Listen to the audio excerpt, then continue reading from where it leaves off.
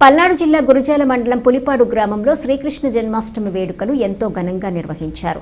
పులిపాడు గ్రామంలో ఆంజనేయ స్వామి గుడి వద్ద ప్రత్యేకంగా వేదికను ఏర్పాటు చేసి వేదికపై శ్రీకృష్ణుని ప్రతిమలను మండపంలో నెలకొల్పి స్వామివారికి ప్రతిరోజు ఉదయం సాయంకాలమున ప్రత్యేక పూజా కార్యక్రమాలు నిర్వహించారు.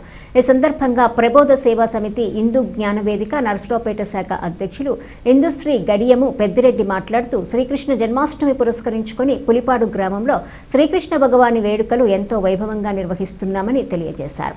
ఈ కార్యక్రమంలో భక్తులు అధిక సంఖ్యలో పాల్గొని స్వామివారి తీర్థ ప్రసాదాలు స్వీకరించాలని ఈ సందర్భంగా ఆయన తెలియజేశారు. ఈ కార్యక్రమంలో తవిటి అమర్లింగయ్య, ఎల్లిశెట్టి రమేష్, రామయ్య తదితరులు పాల్గొన్నారు.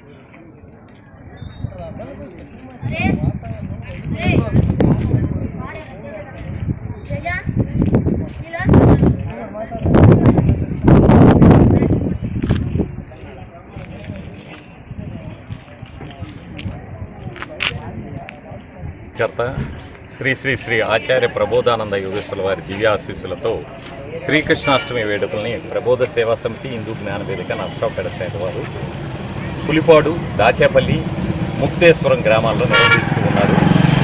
శ్రీకృష్ణుడు దేవదేవుడని, భూమి మీద దైవ జ్ఞానాన్ని అందించడానికి ఏదించిన దైవాంశని, దేవుని యొక్క జన్మదిన వేడుకల్ని ఎక్కడైతే నిర్వహిస్తారో అక్కడ దైవ పాలన యంత్రాంగం అంతయు సురక్షితమైనటువంటి పాలన అందిస్తారని చెప్పి శ్రీ శ్రీ శ్రీ ఆచార్య ప్రబోధానంద యోగేశ్వర వారు భగవద్గీతతో పాటు అనుబంధంగా 100 గ్రంథాలను రచించి దేవదేవుని వేడుకలు కలియుగం ప్రారంభంలో 300-400 సంవత్సరాల వరకు గ్రామోత్సవాలుగా వీధి మండపాలు నిర్మించి 11 రోజులు పండుగలుగా నిర్వహించారని, రాను రాను శ్రీకృష్ణాష్టమి వేడుకల్లో కొంత వెనకబాటుతనం కనిపిస్తూ ఉందని, జగద్గురువు దేవదేవుడైన ఆయన వేడుకలు ప్రతి ఊరు వాడ జరగాలనేటువంటి సంకల్పంతో ప్రబోధ సేవా సమితి హిందూ జ్ఞానవేదిక వారితో ఈ 4 రాష్ట్రాల్లో 350 మండపాల నిర్మాణం చేయించి వేడుకలు నిర్వహించేందుకు చేయడం జరిగింది.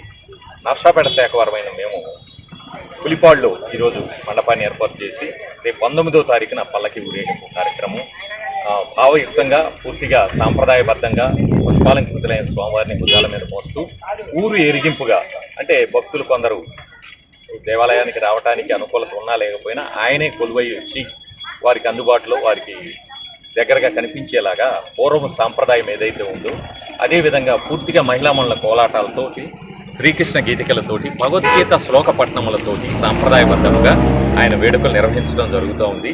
19వ తారీఖు మధ్యాహ్నం నుంచి ఊరి ఎరిగింపు మహోత్సవాన్ని తలపెట్టడం జరిగింది.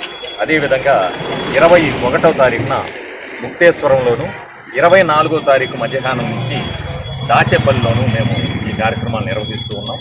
శ్రీకృష్ణుడు జీవితంలో